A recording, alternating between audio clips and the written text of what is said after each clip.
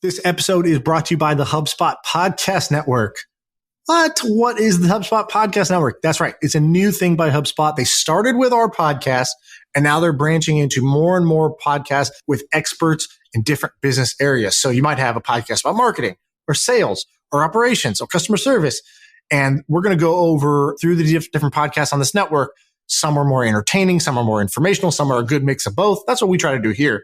And HubSpot's goal here is to have on-demand mentors. So if you're an entrepreneur, you're a startup, or you're scaling up, you're going to be able to hear practical tips and inspirational stories by listening to the different podcasts on their network, which, by the way, I think this is a smart idea.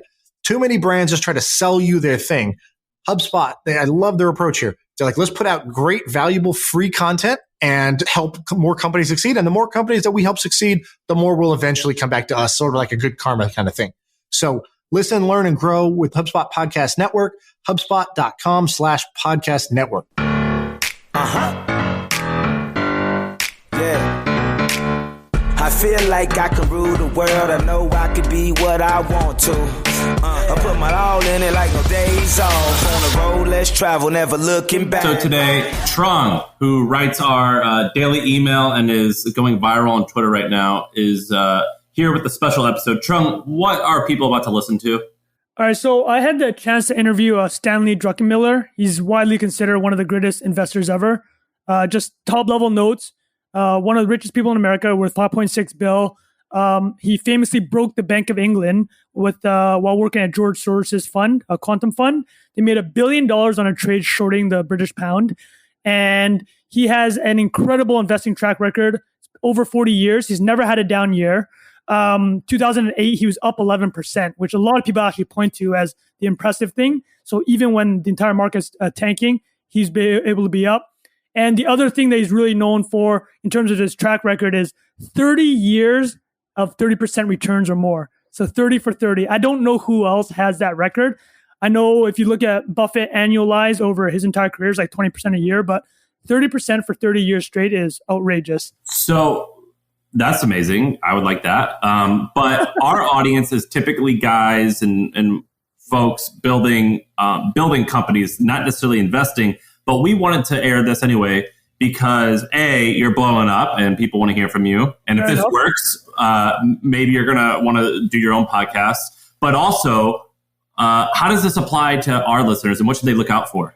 Absolutely. So the first thing I want to mention, actually, that I forgot to say was this entire meeting was set up by Toggle AI. You can find them at toggle.global, TOGGLE.global. And the reason why they set it up is because Stan's actually an investor in their company. So he's invested in startups and they're a fintech company. So they're able to set up the meeting. But if you were to answer your questions around the lessons of what people can apply, I'd say there are kind of three takeaways from just his mindset as an investor that I think matter in a business building world. Is he said what makes a great investor is having small bets in concentrated positions, but with super high conviction. And the example he brings up in the interview that you will hear coming up is he mentions Buffett and Carl Icahn. And he says, if you actually look at them, they're not doing the whole MBA playbook of diversifying. They're identifying crazy good opportunities and going all in on them. And he brings up his personal examples when he broke the pound or broke the Bank of England, is he went into George Soros's office and said, hey, we put 100% of the fund into this short trade. And then the lesson that he drew from it is Soros goes to him and says, if you're so confident in this trade, why aren't we doing even more? Why isn't there 150% of the fund in it or 200% when using leverage, right? Which is exactly what they ended up doing. So the number one thing would be, find something that you really, really have a high confidence in and kind of go all in on it. That's one thing I think could be. But I thought you said he takes a lot of small bets. No, he makes, he said to take high conviction bets. When I said small bets is like, I think it was more just his track record over 30 years is what you're alluding to, is he has a long career where he's been across many assets and a lot of different investments. But having said that, as an investor, where his biggest wins are is when he's gone all in and he's found these once in a generation opportunities. The other thing that he does is, the famous saying from Mark Andreessen is strong ideas but loosely held, like being able to strong beliefs held loosely. Exactly. Yeah, loosely so held. Being able to take in information and having the conviction that I talked about, like he did with this pound trade, but then if information changes, being able to pivot. And he actually famously during the dot-com bubble was one of these people. He was shorting it from 98, 99. And he's like, this is insane. It's never going to play out. And it's going to be really bad for a lot of people. But then he was losing hundreds of millions of dollars shorting the dot-com bubble. And to the quote there, he literally turned around. He didn't take his money off the shorts. He went long. So it's insane. He did a full 180 after fully convincing himself that it was a bubble. And he still believed it was a bubble, but he was looking at the information and he didn't believe that he could win. Or in trading terms, he didn't want to fight the tape anymore. So that was pretty amazing. But then that leads into my third lesson, which is it's all about emotion at the end of the day. And he was explaining that in 1999, after he went from a fully short position in the dot-com bubble, he went long and he made billions of dollars in 99. And in 2000, he's like, okay, I'm taking all my chips off the table. I think the bubble's finally going to burst. But this is where the emotion component comes in. He watched two younger portfolio managers on his team keep riding the dot-com bubble, and he couldn't take it anymore. And this guy's like a 25-year vet, right? And with an impeccable track record. But he could not take the fact that there were two people underneath him outperforming him. So he literally called his broker, put a $6 billion bet back on the market, and he says in the interview that he basically called the top of the dot-com by 10 minutes. He ended up losing $3 billion. And insane, right? And he goes, people always ask me, what did you learn from losing $3 billion effectively in a couple months? He's like, I learned nothing. Like, I already knew that lesson. I knew never to invest on my emotion, but I still couldn't help myself. And it's just, I think that's just a forever battle, right? It doesn't matter how seasoned or good or amazing you are, or amazing your past track record is, you always have to battle that demon of the emotions. I mean, you tweeted this morning, right? You tweeted something about psychology and emotion. You're reading a new book, and I think you said that, what was the quote you put? Is if you're comparing yourself to others. The best way to be miserable is to compare yourself to other right. people. So like, it's like there's these little things about emotions and psychology that will always be with you no matter how successful you are.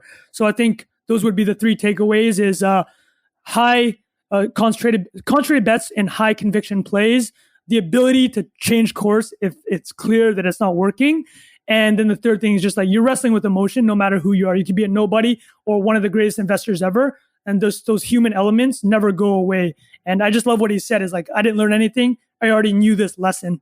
All right. I still lost. We'll start the interview now. If you guys listening like this, comment in the reviews. So go to iTunes and leave a review, or you can go to Twitter. What's your handle, Trung? Is it Trung P? What is it? Trung Phan. Fan. And then I'm at the Sam Parr. So tweet at us. I prefer you leave something in the comments because it's easier for us to see, but let us know what you think. And we'll see Trung again soon. Thank you. Awesome. Thanks, guys. Thanks for putting this on. We're live. So Jan, RJ, and myself had kind of put these questions together, which we think would be great for a bit of the younger audience. So the first question we wanted to dig into was, you're obviously there, 2000.com. Are you seeing any similarities with what's going on with especially the last couple of days? This week's been kind of ugly for tech. And I know there's been a lot of talk about has growth run its path? Was COVID? Are you seeing any similarities to the .com era 2000? And if so, what are they? If not, what are the differences? Okay. I'm seeing some similarities. I'm seeing some differences. Okay. Number one, valuations in both periods got to what I would call mania speculative levels. Okay. Monetary policy was part of the issue in '99 when Greenspan decided he wanted to run an experiment where he'd let unemployment go below levels where it had historically been. It's nothing like the crazy stuff we're doing now, but that helped set it up. But what was really going on back then, I mean, think about the fact that Netscape didn't really exist until '95. So other than some nerdy professors back in the early 80s, no one even had email. Right. That's all the stuff we had now. So literally, the internet was just sort of being built. And the big winners in 99 were companies like Sun Micro and Cisco that were building the guts of the internet, constructing it. So what happened was the growth was so rapid as this went on, and valuations combined with some easy money got baked in those growth rates as far as the eye could see. But think of the internet infrastructure like the railroads 150 years ago, and think of the tech stocks as a company selling railroad ties, building the guts of the internet. So once the railroad is built, while you're building the railroad, your sales are going up 50, 60, 70% a year. But once the railroad is built, your growth not only doesn't go up 70%, it goes down, because on a rate of change basis, you don't need any more railroad ties. So what none of us saw, me included, in early 2000, were a lot of these companies with estimates of 50, 60, 70% for the next 2 or 3 years, their business was literally about to collapse. So the NASDAQ went down 95%, not 30, 95, because you had this combination of inflated values, way overestimated earnings out there, and then earnings collapsed. So today, you have something similar and something different. So monetary policy is absolutely insane. We had no QE back then. Our rates weren't 0. They were 4 or 5 when they probably should have been 6 or 7. No comparison. So we have an asset bubble now that's not just in tech stocks. It's in everything. SPACs, Dogecoin, although maybe some of the young viewers disagree. You name it, if you're an asset, you've been moving. But what we also have, back then, you had this incredible wave from 95 to 2000 while the internet was being built. What you have now is this incredible wave of digital transformation, particularly moving on to the cloud. And I used to say 2 or 3 years ago in some interviews, well, we're in like the bottom of the first or the second inning, and this is a 10-year runway. Well, COVID sort of jumped you from the bottom half of the first to the 6th inning. Wow. Not the 9th, but to the 6th. Right. I think the guy from Shopify said we went from 2019 to 2030 in 1 year because of COVID. I think it was him. I think the difference now is if you're a customer and you haven't moved to the cloud, you're dead, because who you're competing against, they can just beat you because the technology is so important. So now, full disclosure, I didn't see what was coming in 2000 coming, but I am really hard up to come up with a scenario while this digital transformation thing is going to collapse and these SaaS companies are going to go away. And the biggest problem you have now is the overall bubble in asset prices and where price got to these names in particular. The good news is, if we had this conversation 2 months ago, the good ones were like 45 or 50 times sales, not earnings, sales. They're down to, there's a range, I'd say now 10 to 25 times sales for the good ones. So if the problem is price, and in my opinion, that is the problem, a lot of that has been wrung out. And I think if you hold these names for 3 or 4 years, they can easily grow into their valuations, where if you held the names in 2000, a lot of these companies, you still had losses of 90, 85, 90% of your value. Right. So those are the similarities and those are the differences. Right. So to summarize, it sounds like kind of the key differences would be the monetary policy completely different, and the names themselves are just as a company and looking further out in the economy, it's just the likelihood of those still existing is much higher. Yeah, the other similarity is back then, I remember a lot of value managers were virtually going out of business. Right. At the end of 2000, one of the greatest investors of all time, Julian Robertson, who was long value and short these crazy tech names, he basically threw in the towel and said he couldn't take it anymore and stopped managing money in early 2000. But what happened in the next 3 to 5 years was incredible.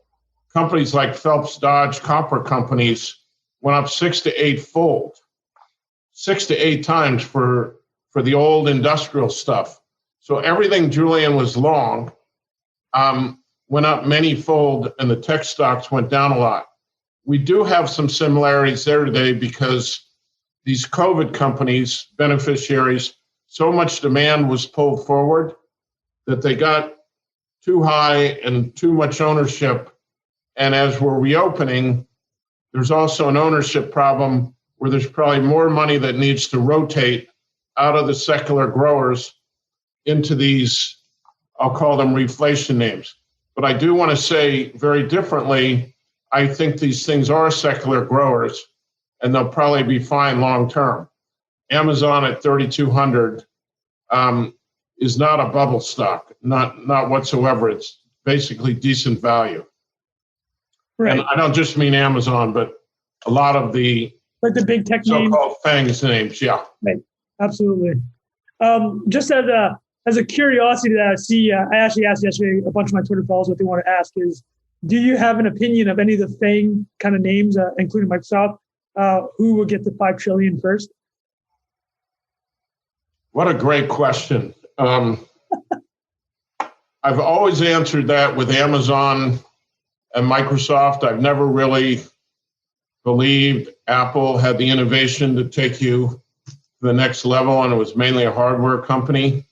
They obviously have morphed into this services app company, but as you know, it's funny, that's the one they haven't talked about being monopoly. But when you look at monopoly behavior, charging a 30% rent to all these, little companies seems a little extreme, whereas Amazon and Microsoft, they basically don't raise price. So my guess, first of all, I have no idea, but my number one, if you put a gun to my head or we're going to Vegas, would be Amazon, and number 2 would be Microsoft. Okay. Google could have a big pop, ironically, if the government breaks them up, because their core search business is literally the best business I've ever seen.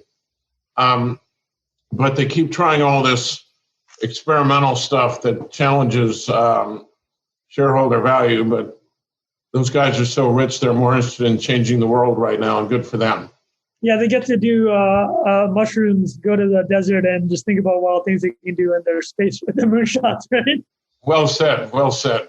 I think the question here that Jan and RJ had put that we thought would be a great follow-up was, so what is the biggest risk to the equity market right now? I think you touched on some of them. It has to do with, I guess, the valuations and just the... Without a doubt, it's inflation strong enough that this Fed responds to it. Right. No doubt about it. This bubble has gone long enough and it's extended enough that the minute they start tightening, the equity market should go down a lot, particularly with so much of the cap weighted in growth stocks, which would be hit the worst. And our central case is that inflation occurs, but we're open-minded to something like 07, 08, where you never really got to the inflation because the bubble popped. So the inflation never got to the manifestation stage. That would be the second one. In terms of geopolitical stuff, it's become a popular view, but I'm worried about Taiwan. And I think it's probably not a worry until after the Beijing Olympics. Right. I don't think Xi Jinping wants to deal with sanctions and boycotts and all that. But I can't imagine he's not going to try something post the Beijing Olympics. And I don't think that's big stuff. That's not some little thing where Yemen is fighting Saudi Arabia. If you were to get worried about the United States and China, that could be an exogenous event. Right. It could get quite nasty. Absolutely. So to summarize then, the inflation concern and the Fed tightening is kind of a big risk. Longer term out is just Taiwan is actually a massive hotspot. And post 2022, the Winter Olympics, there's opportunity for something to happen. That's our central case. As you know, I tend to change my mind, but absolutely. Right now, if you're asking me what the biggest risks are, it would be them. Absolutely. All right, so the next one we had here is a more retail-oriented question, or actually not necessarily retail-oriented, but it does concern retail, is do you see anything from as a long-term after effect of what happened earlier this year with Wall Street bets, with retail being able to congregate in one place and kind of direct money flows? I know in the past you've talked about the importance of liquidity. And do you see any long-term effects of having the ability of millions and millions of retail investors to put their targets on a single name? No. Let me restart. The answer is yes. I don't know why I just said no. I guess I'm too old. When I started in the business, retail dominated institutions. Okay.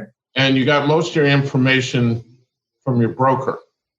The amazing thing about the current retail investor is they have access to things like Toggle. So they're actually much better informed than the retail investors were in the late 80s and early 90s. And with the internet, they have tools, and the way you already mentioned, they congregate. The big risk is they're all loaded up in this stuff. You know, don't confuse genius with a bull market.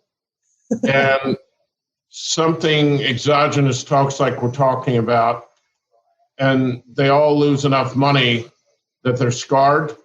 Yeah. I've always thought the Japanese investor would come back to the market in 5 or 10 years after the bubble burst. That was 1990, and they still haven't come back to the market. So I worry about scoring, but no, I think my guess is the after effect of Wall Street bets is here to stay, and they'll probably migrate away from some of the more radioactive names like GameStop, and I think it'll actually end up being some kind of healthy information sharing network. Right. All right, let's talk about one of the most important parts of any business, your CRM, right? This is where you see who are my prospects, who are my customers, who are my hardcore customers. And you want to have conversations, you want to have information about them that goes throughout all stages of the customer journey.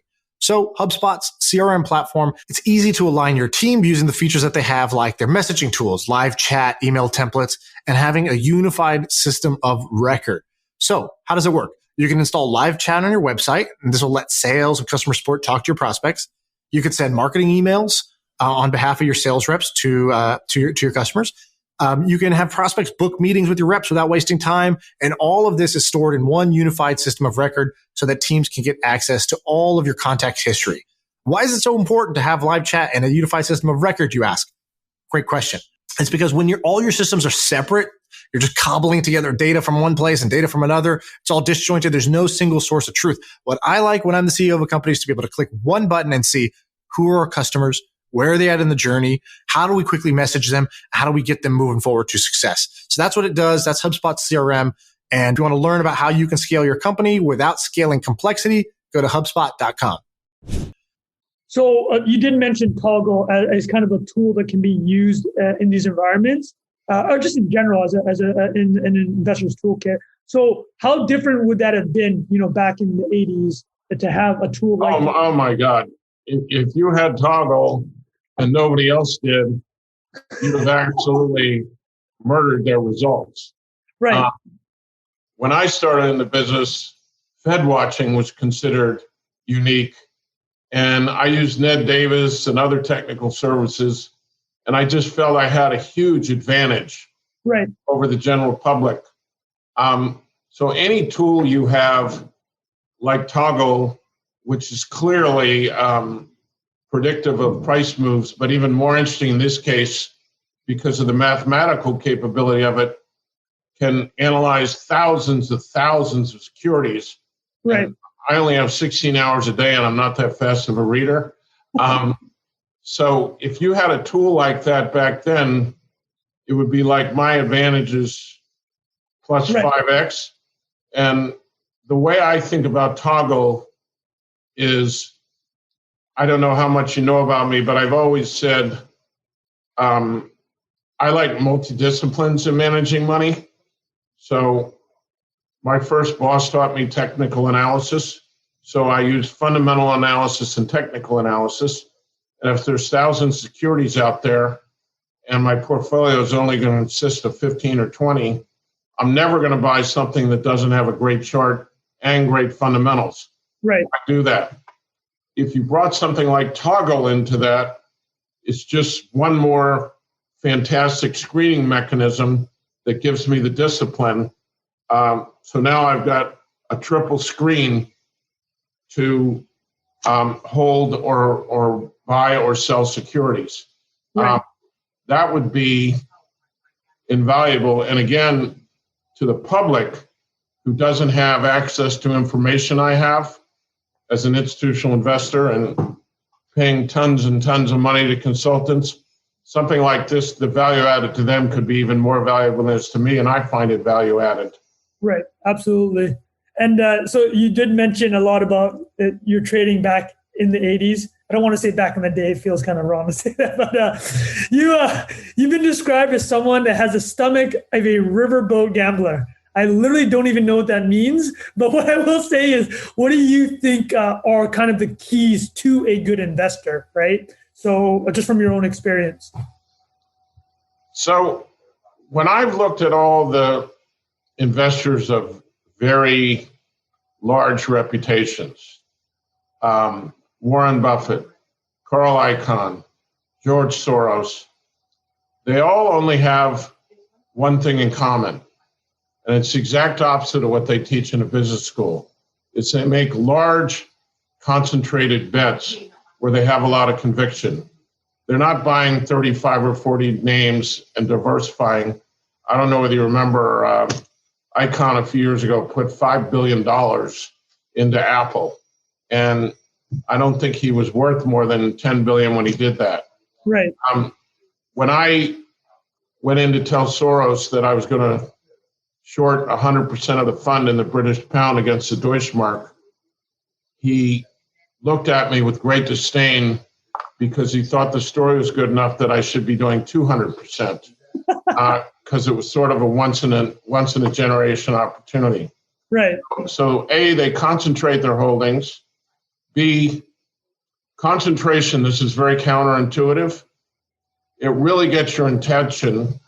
So it actually, in my thinking, decreases your overall risk, because where you tend to be in trouble is if you have 35 or 40 names and you stop paying attention to one. If you have big, massive positions, it has your attention. Right. So the way my favorite quote of all time maybe is Mark Twain, put all your eggs in one basket and watch the basket carefully. Right. I tend to think that's what great investors do. The other thing to me is you got to have to know how and when to take a loss. Right. I've been in business since 1976 as a money manager. I've never used a stop loss, not once. Dumbest concept I've ever heard. It goes down 15%, I'm automatically out. But Right. I've also never hung on to a security if the reason I bought it has changed. And that's when you need to sell. If I buy X security for A, B, C, and D reasons, and those no longer are valid, whether I have a loss or a gain, that stock doesn't know whether you have a loss or a gain. It is not important. Your ego is not what this is about. What this is about is you're making money.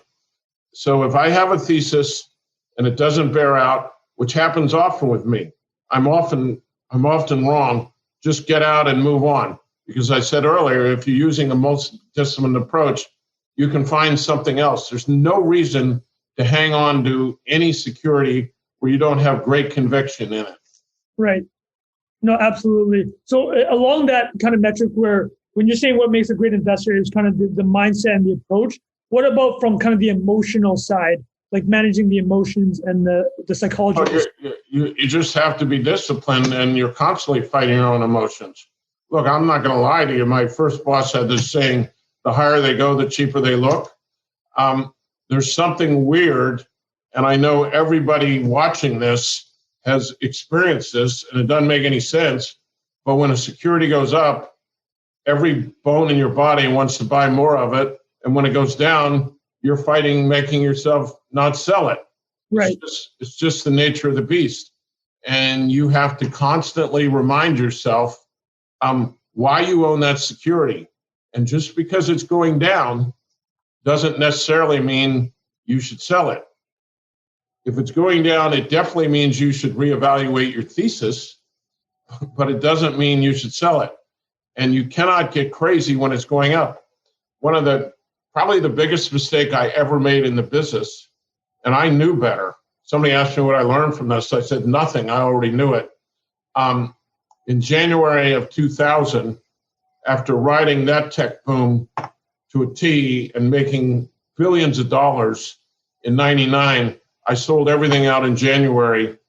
And I had a couple of internal portfolio managers at Soros who didn't sell out, and they had it was a smaller portfolio, but they made 30% after I sold. And I just couldn't stand it anymore. And I'm like watching them make all this money every day. And like for 2 days, I'm like ready to pick up the phone and buy this stuff back. And, there's a little devil there, and then the angel, and she's saying, don't do it. And he's saying, buy it. And I pick up the phone and I buy them. I might have missed the top of the dot-com bubble by an hour. I ended up losing $3 billion on that trade alone. I had made more the year before, but $3 billion is a lot of money. And it was all because I got emotional and dropped every tool of discipline I've ever had. And somebody says, well, what did you learn from it? And I just said, I learned nothing. I learned that 25 years ago. So you can talk about not being emotional, but it takes incredible discipline to act on that. No, that's an incredible. You said you started in 76, right? And that's 24 years later. You've been going through it for almost a quarter of a century, and it still happened. Yep. So it's something I want to just add on to kind of what you just mentioned was the actual approach of investing for yourself. You famously talked about looking at what makes the stock go up and down. What does that mean specifically for yourself? When you say what makes the stock go up and down, what does that mean in terms of fundamentals? It varies from stock to stock. Right. Interesting thing about Toggle, they'll find things that I didn't even know move the stock. Right. But if it happens over and over again, you figure it's not random. So I'll never forget, I keep going back to my boss in Pittsburgh, but I was an analyst and I analyzed retail. And I'd come in with my earnings estimate on Kmart and my earnings estimate on this company and that. And he says, yeah, but what's going to make the stock go up? And I said, what do you mean? And he says, everybody knows what you just told me. Keep looking, keep looking. Finally, I came back. I found out at the time, by the way, this has changed since then. If you graphed the change in food and energy prices over top the retail index, it was like clockwork. Retail and food and energy prices go up. Retail relative stocks go down. It's not rocket science here. If you take discretionary spending and you increase the cost of it, she's got less money to buy a dress. And I watched that, and it worked for 10 or 12 years, and then for some reason it stopped working. But there's an analysis of fundamentals, which I completely endorse, where look at the balance sheet, try and figure out a couple years from now what people are going to think about this company, or the earnings going to be different than they think now, that kind of stuff. But then there's all the weird stuff like I just mentioned. The beauty of Toggle is it comes up with stuff that sometimes I don't even quite understand. But frankly, I don't care. If the stuff works, right. I'm going to go with it. I'm very open-minded. I don't need to totally understand something if I've seen it work over and over again. Right, absolutely. But most of these things I understand. Yeah. So it'd be the equivalent of Toggle finding that relationship you just mentioned, right? The food, energy, and discretionary spending. Yeah, and the beauty of Toggle is I might get a notice one day that XYZ looks good. Then I can do my fundamentals. Then I can look at the chart. So it's not only a discipline in terms of buying and selling, it can also be an idea generator. Absolutely. No, that makes a lot of sense. Now, I thought this was a good opportunity to hop into something. I kind of wanted to ask it first, but I figured it'd be better to kind of move it there. I think I know what's coming. You're young, I can tell by the look on your face. It's crypto. Yeah, you're 100% correct. See, I can predict the future. Yeah, the Toggle probably gave you the alert, right? This guy's about to ask crypto. I'm not going to ask you to put a price target or anything, but the question, just to throw it out there to get the conversation going, is does Bitcoin have the opportunity to? The thesis is it'll replace 9 trillion of gold, right, or along those lines, or it'll match it. What is your opinion about that thesis? So I've evolved on this. Okay. If you've done your homework, about 5 or 6 years ago, I said more than once, crypto and Bitcoin are a solution in search of a problem. Right. So what the hell are these people all looking for? We already have that. It's called the dollar. Right. Okay. So for the first move in Bitcoin, I think it went from $50 to 17,000. I just sat there aghast. And by the way, consistent with our earlier conversation, I wanted to buy it every day it was going up, even though I didn't think much of it. I just couldn't stand the fact that it was going up, and I didn't own it. So fast forward, I never owned it from like $50 to 17,000. Felt like a moron. Then it goes back down to 3,000 again. And then a couple things happen. And this is consistent with the fundamental and then what makes something go up or down. So solution in search of a problem. I found the problem when we did the CARES Act and Chairman Powell started crossing all sorts of red lines in terms of what the Fed would do and wouldn't do. The problem was Jay Powell and the world central bankers going nuts and making fiat money even more questionable than it had already been when I used to own gold. Then the second thing that happened is I got a call from Paul Jones. And he says to me, do you know that when Bitcoin went from 17,000 to 3,000, 86% of the people that owned it at 17,000 never sold it? Well, this was huge in my mind. Right. Here's something with a finite supply.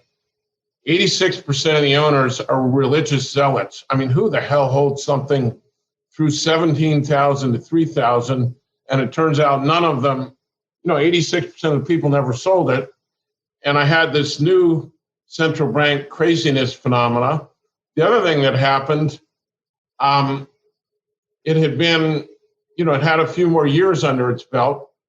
So it goes up to 6,000 in the middle of the last spring. And I go, well, I got to buy some of this just because these kids on the West Coast that are already worth more than I am, and they're going to be making a lot more money than me in the future. For some reason, they're looking at this thing the way I've always looked at gold, which is a store of value if I don't trust fiat currencies.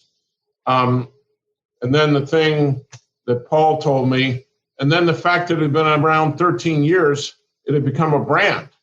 Right. So it's funny. I tried to buy 100 million at 6,200. It took me 2 weeks to buy 20 million. I bought it all around 6,500, I think. And I said, this is ridiculous. It takes me 2 weeks. I can buy that much gold in 2 seconds. So like an idiot, I stopped buying it.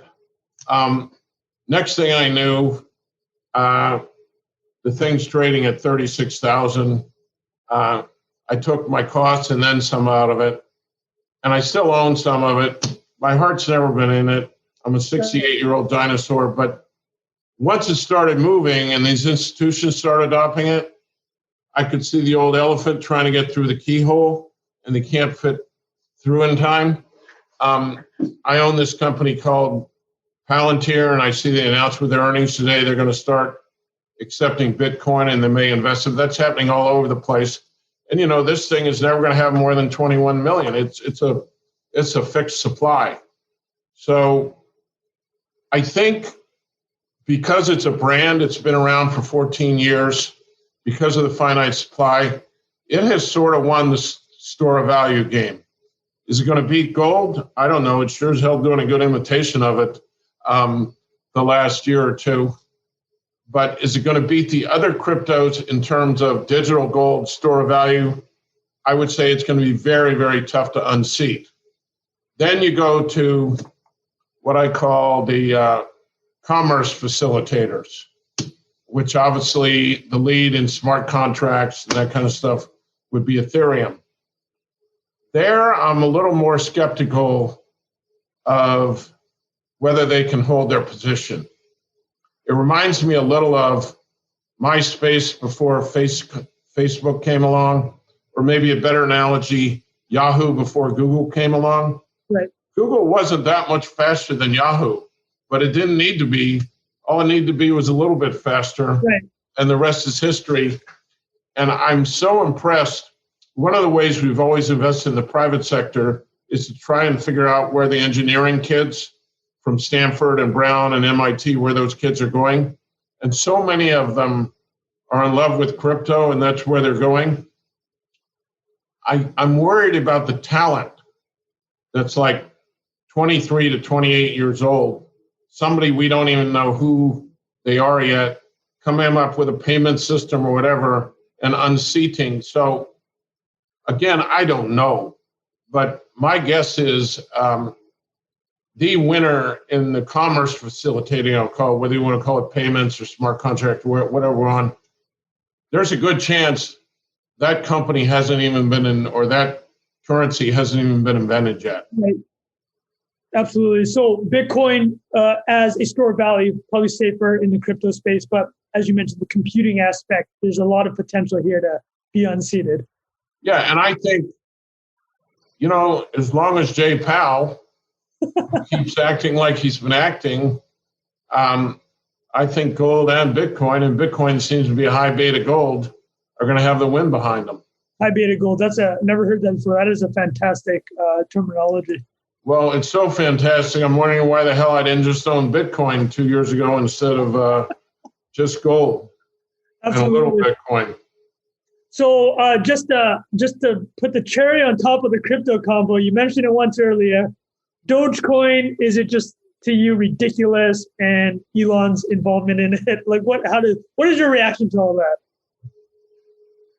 It's just it's like NFTs. It's just a manifestation of the craziest monetary policy in history. Right. And I think since there's no limit on supply, I don't really see the utility of this thing. Right now, it's just this wave of money and the greater fool theory. No. Just a no. Now, having said that, I wouldn't short it because I don't like putting campfires out with my face.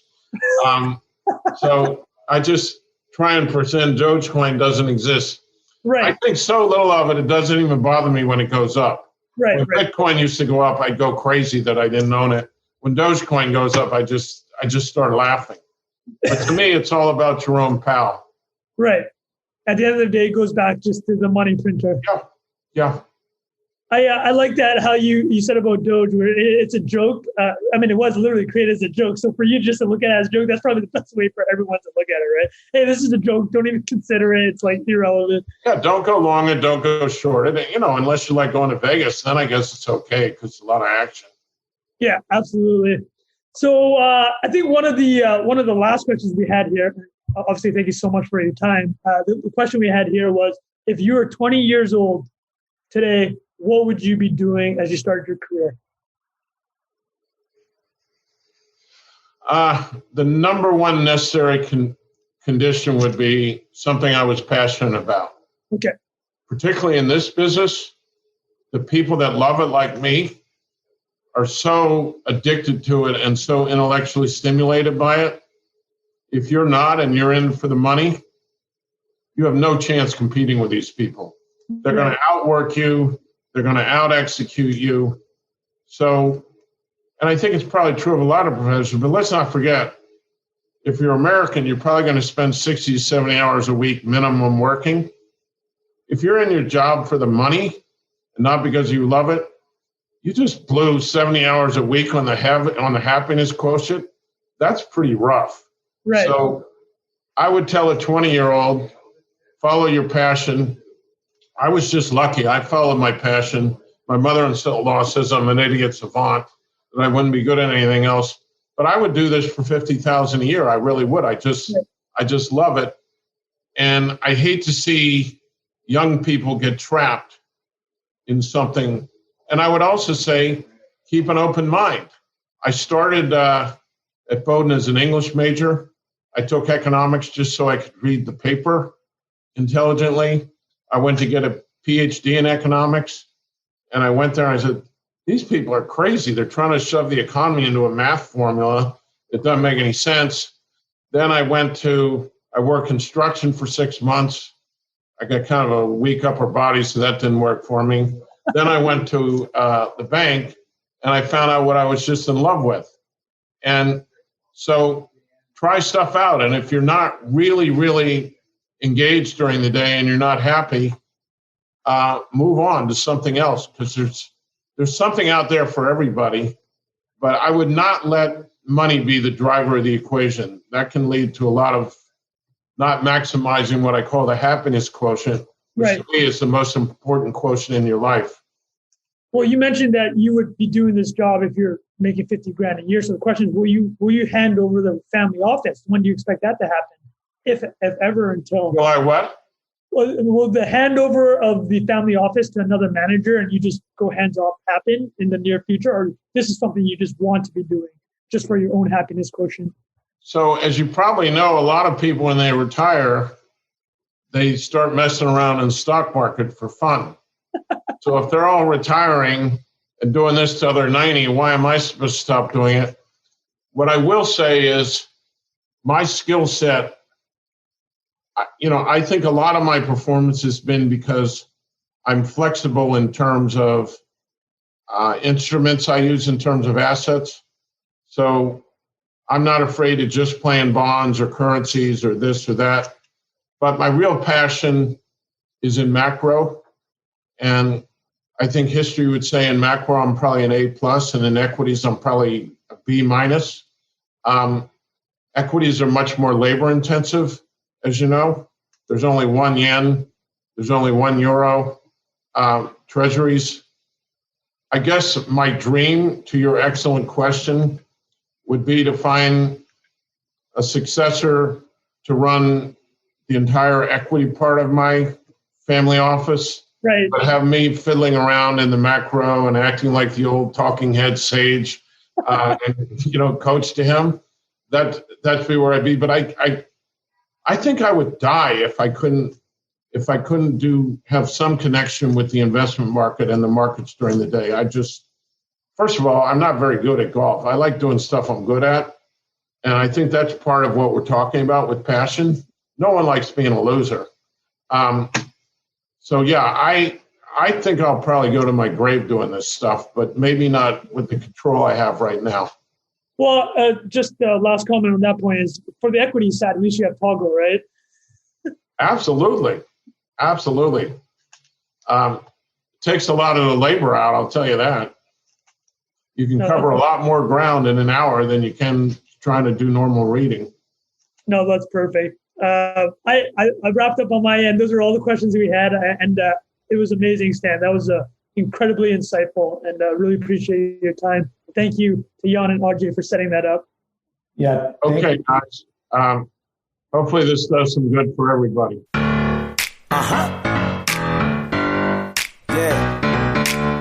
I feel like I can rule the world. I know I could be what I want to. I put my all in it like no days off. On the road, let's travel, never looking back.